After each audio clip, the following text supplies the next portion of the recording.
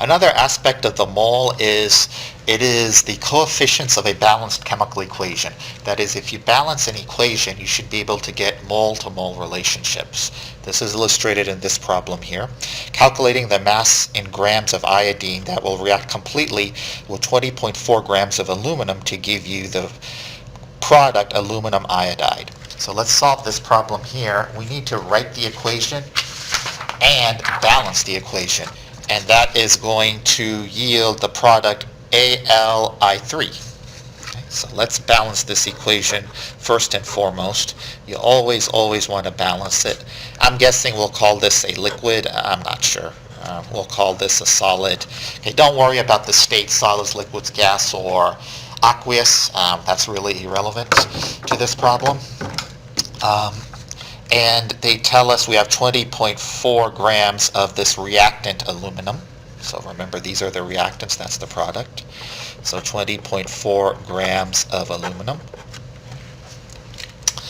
And what are we being asked to find once again here? The mass of iodine that will react completely with the 20.4 grams. Okay, so how much of this is going to react completely? When I say completely, there is no excess reagent.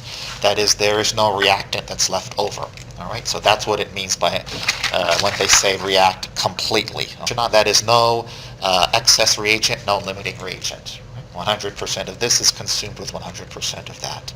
All right, we're going to balance this first. So the way I see this going is if I put a 2 here, that will give me 2Al, and I can put a 2Al here. I have 6 iodine, and then I'll just put a 3 here.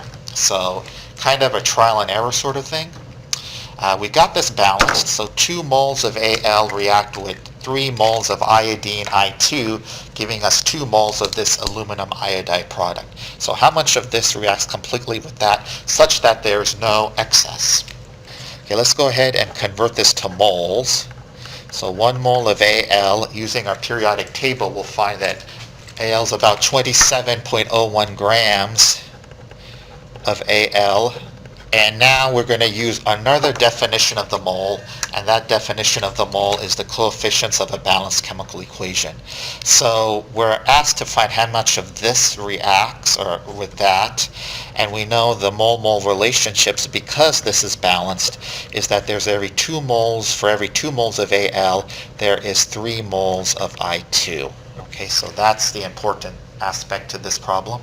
For every 1 mole of I2, we got to take I, its molecular weight, and multiply it by 2.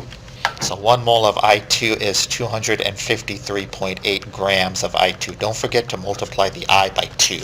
Let's cancel out our units here.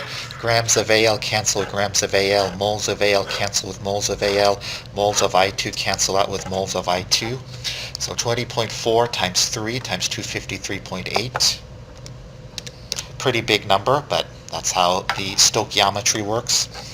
575 grams of I2 are going to react completely such that there is no leftover